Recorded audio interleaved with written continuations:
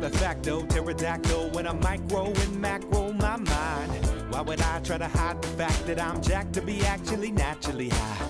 And I'm that guy with the flashlight, looking back at the track with the black light. How about this? How about that? Pay attention to wax, you're free to see what that's like. Alright gang, Ian Anderson, Central Coast Disc Golf. We are back with some more 2017 PDGA Pro Masters World. Joining me again, PDGA Media Manager, Marty Gregoire. Marty, what's up? Crowd goes wild. Thank you guys. I heard him too, man. You got a lot of fans out there, Marty, and rightfully so. Doing a lot of great work for the PDGA. It's a pleasure having you on, my friend. Love it. Love being here. Love getting to actually talk about some of the stuff that I watched or wrote about and didn't watch. Either way, it's a good time. Or tweeted about. I've done some tweets. Your tweet game is strong, my friend. Robert Bainbridge's disc golf game is strong. Barry's back of that. Johnny McCray. And we got the Delaware Deucer, Mike Moser, in the fourth. Hole 3 coming up. Marty, tell us about it. Yeah, so for, logistical reasons, they're starting on hole 3 today. Okay. It's a nice straight shot. You got the road way out to the right. If you do flex one over, it's going to be trouble. But this is one of a few holes you're going to see out here that at this level you definitely need to birdie. Yep. Looks like Robert finished a little short left, but not too bad. Barry Schultz is on the tee next. What do you think of Beast? Looks like it.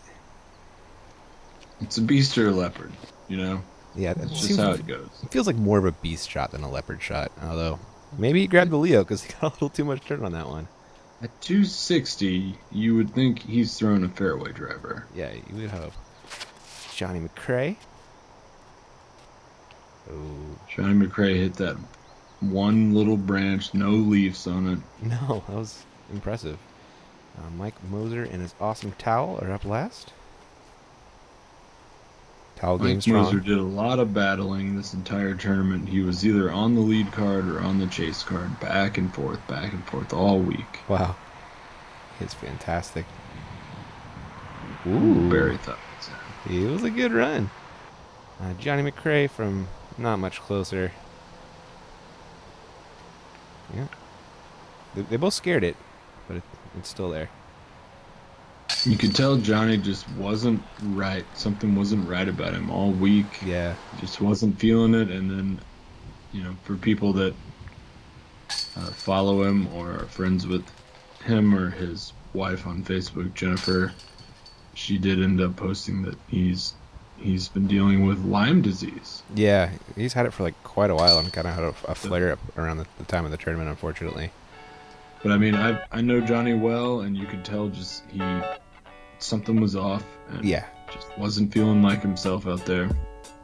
He's still in third at Worlds, which is pretty incredible. He's still really good. Yeah, just crazy good. But he's even that much better when he's healthy. I think he's 43, and he tied Simon Lizotte for third place at Worlds. It's not bad. Not bad at all. Hole 4 coming up, Marty. Tell us about it. So this one is definitely a little longer, and it's definitely a little trickier. This whole course is like this. You have the trees seem sparse. They seem like they're not going to be a big deal, but they are in the way, and they do force you to play a really specific planned line. Mm-hmm. It's like Robert Bainbridge trying the roller there. That's what I'm gonna assume, but certainly didn't pan out the way that he thought it would. Not so much. It looks like Mike is also lining up a roller. Mike Moser's got his beach towel out. He's also, actually finishing off the left isn't that bad though. As far as lines go. Yeah, it's a pretty open shot from the left side, but you got to think with a nice, powerful roller here that these guys would be trying to put themselves in position for a putt for 2. Yeah, you would hope so, but for up 30, it's a pretty good pull, especially this grass doesn't look super short. The grass out there, and I'm telling you, as someone who throws a lot of rollers, because I'm old now, I'm 33, and it was not as helpful as you would think it would be. It looks short, and it looks like it would be some good fast roller turf, and it really has a lot of thick spots that can really slow a roller down. Yeah, we saw that way. It really catches disc as well. Not a lot of skipping in this grass.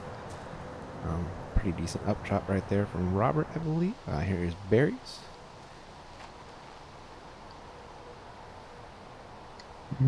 That's like a classic Barry shot. He just kills it with those little Anheuser putter approaches. Mm-hmm. Yeah, they work great. They land flat. That's something that's nice about those mini flex shots. Mike hit a tree on his upshot. Gonna have to settle for a par. Johnny looking for the 3. Huh. Wow, was that inside the circle? That looked inside, but camera tricks and stuff like that. And I'm sure. We'll say the camera adds an extra 10 meters. Or takes away 10 meters, right? Yeah, that's what I meant. That's what you meant. Mike and his towel clean up the par. Barry dropping in a 3, and Johnny dropping in a 4.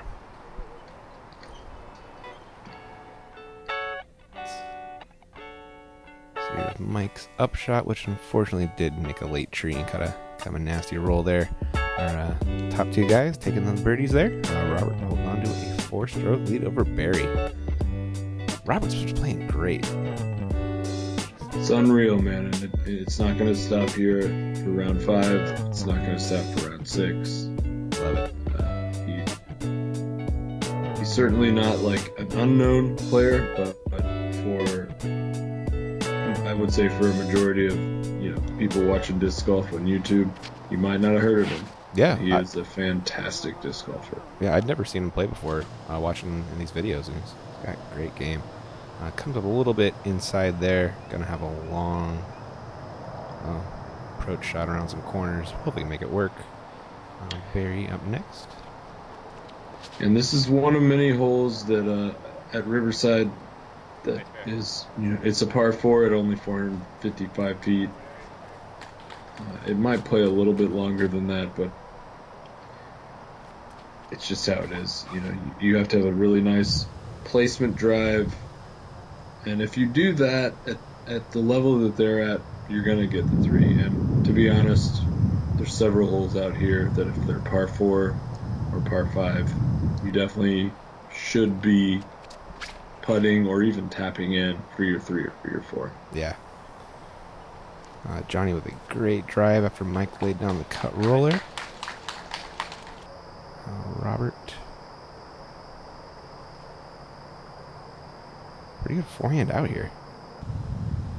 Yep. Really great shot. You definitely don't want to be any farther into that rough than he is. The farther left you go, the closer you get to the Grand River. The closer you get to the Grand River, the thicker and more painful it gets to get out. Yep. This Michigan rough is no joke. Ooh, Johnny playing this a little wide here. Yeah, it looked like he did it on purpose, hoping for the big skip route. And that's what we were talking about earlier. The grass there is tricky. Yep. Looking at it from a distance, it looks like sort of, cement grass. You think it's going to just hit like it's hitting the road, but yeah, it's thick in enough spots to where you can't really rely on it. Mike Moser missing a putt that you don't see him miss very often. You can tell by the reaction. Upset with that one. Barry not upset with the birdie, though. Mike will drop in a 4. Taking a 4 on this hole is losing the stroke. Yeah, it is. To most of the field. Yep. It's a pretty birdieable hole there. Look at that follow through, Marty. A little flutter putt. Mm-hmm. It worked though. Robert still holding on to that 4 strokes. Johnny and Mike falling off a little bit there. That's gonna take us to, we got hole 6 coming up. Yeah. Hole 6, also known as hole 9 of the final 9 layout. Okay. One of my favorite on the course for sure. 680 feet. You got the big giant tree stump there that, if you can imagine how big that tree was, how much harder this hole would have been on the approach shot. But basically, you just want to get out past these first big sets of trees, leave yourself a decent shot for the upshot, and you should have an easy birdie. but it's not that easy to get out in front of him. As you'll see right there. Oh, yeah, Barry found one of them. Should be able to get to the basket still. We'll see. He's still going to be a good 400 out. Okay. Barry does throw 4 bills, though. Barry's got bills. He's got bills for days. 4 bills. Yeah, he might even have 5. Johnny McCray. Johnny runs it right inside of that last one, but you got to be careful not to skip into the rough. He's going to have I don't want to say a blind approach. It just depends where that ended up. Sure. Looks like Barry turned that one over a little bit too much. I was going to have a long look. Yeah, not super long. 35. 36. We'll call it 36. Mike laying down a beautiful roller. Get over there. I saw several different shots roller shots roll right towards that tree trunk. Saw a couple ramp up the tree trunk. I wish we could have built a little ramp right in front of it. I think there would have been some really neat eagles. Some roller eagles. Eagle rounds. Yeah. I'm down with that. I'm still waiting for my roller ace. It's going to happen one day, Marty. I mean, how many are there in history? There can't be that many. But I want one. Barsby had one at De La. Yep. I know. My buddy Angel's got one at Morley on a good 430-foot hole. How many witnesses? That's a good question. I haven't asked him. He's an honest man now. Were any of them notary republics? I don't think he got his disc notarized. All right. Well, then who's to say it ever happened? Yeah, it does count. There is Robert cleaning up. Here is Mike dropping in his 4. I don't think you're losing a ton of strokes of the 4 unlike that last hole, but still it's threeable. It's so interesting if you watch, and you guys do a great job filming the slow-mo stuff, but if you watch how many of the pros from Masters, Grandmasters up to Open Women, how many of them have that sort of wobbly flutter putt? Yeah. It's interesting, isn't it? The best example I can think of that you never worry about him missing is Val. She has the most wobbly, fluttery putt, and it's just it doesn't make a difference. No, it doesn't. The putter somehow. Yeah, she's fantastic. I thought you were gonna say Steve Rico, because his is super wobbly too. Yeah, he's up there. Yeah, but he bangs him. Oh, Johnny flirting with that tree. Get over there. Wow.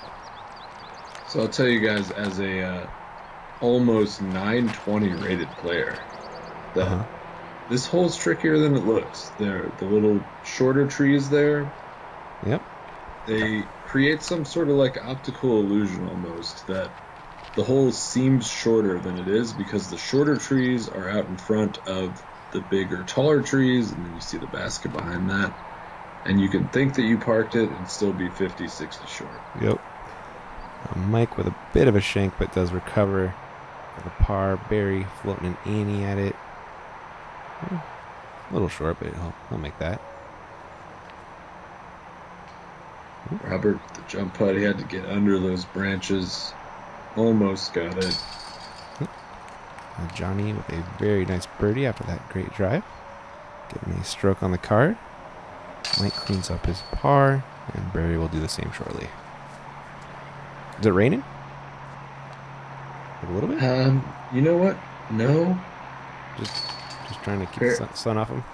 Barry loves having his umbrella. It keeps you fresh, man. The sun makes you tired. You're playing 2 rounds in a day. He really does. I mean, he just really does. You'll see that guy with an umbrella. You'll wonder if it's raining. It's not raining. He stays cool, stays calm and collected. Yeah. It's working. He's only 3 strokes off the lead. Johnny with the stroke on the cart right there.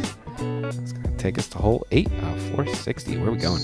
Oh, wait, this isn't 460. This is not 460. That's right. This is a problem not by you. You guys are great. There was a problem with some T signs. This hole's 280 feet. And I know that because I watched it played several times and I saw the actual measurements. But it's a very, very tricky hard cut to the right once you clear those weeds there that you're seeing on the right. To the point where you see these guys not trying to throw a forehand. They're trying to throw like backhand rollers that are going to cut way, way over to the right. And we'll see who did it the best. I like Mike's. But one thing that I did notice, that I'm not sure how I've never noticed before, you don't see a lot of Masters players throwing forehands. Like, Yeah. Ever. No. It's the What a putt from Robert. that was Great a, putt. that's a really good one. It's like the new game, you know, the forehands. Those guys. It must be, and I think for a lot of the really, really younger players, the juniors out there, I feel like that's what they learned before backhand. Yeah, it's easier to generate power with a forehand when you're smaller, I think. I don't know why it is, but It certainly is. I mean, you definitely generate more spin. yeah. I don't know if it's an arm speed or power thing as much as it is you're just going to snap the disc a little harder. God, look at this putt from Robert. Just beautiful. Bang those chains. Getting the stroke on the card right there. Taking the lead up to Keeps 4. him one up on Barry. 4. Oh, sorry. Yeah, I'm up for the round. Yeah, 1 up on the round though. You are correct there. Hole 9 is coming up. Par 3 hundo. Pretty dead straight, Marty. It is dead straight, but dead straight is one of the harder routes. True. You got the outside route for like a skip, or you have an ante or a forehand route on the left side. Hey, Or just, that works. just be Robert. Whoa. It's one of those holes where you look at it and you go like, well, it's straight ahead. And then you watch 4 people play it and go, okay, so there's 4 different ways to maybe get there. Yeah. Did Johnny's cut roll or did it hit a tree? He looked very disappointed for. I think he hit that bushy little tree on the left that Barry just went behind. Okay, gotcha. Let's see what route Mike takes. This looked like the obvious line to me. The right side low. Yeah. I mean, it sure seems that way after watching him do it. I'm not sure if that's fair, though. You're not wrong. Johnny missed his birdie putt. Barry's going to try and make one. Ooh, he thought it was in. He was a bit low. He was. It looked good. I don't blame him for thinking that one was in. Robert is going to get another stroke on Barry, though. Along with Mike. Great drive from him. Showing the signature turbo. The only people out there doing turbo putts anymore, I'm pretty sure just me and Johnny McCray. I think you're right, man. It's not too prevalent. It's a good skill to have in the bag, though. This next hole coming up is, man, it is the only hole I saw people taking double digits on. Ooh. Consistently, and by consistently I mean, more than one person. Wow. Taking double digit scores on it. It's because you're placing your drive. If you're playing it right, I think you're placing your drive so that you have to throw over the water to land on a pretty scary green. Yeah. You got those branches hanging over the water, too. If you come in too high, you're getting wet. Now, Robert, I know, has a couple of times played this for the safe par sort of hyzer around this dogleg left. Yeah. It looked like this round he is going to try to play the over the water route. Yeah, he got greedy on that drive and placed it perfectly. Mike, middle fairway right there. Johnny McCray. This is a pretty safe line here, Marty. You'd think so. Too safe. But then there's that. Yeah.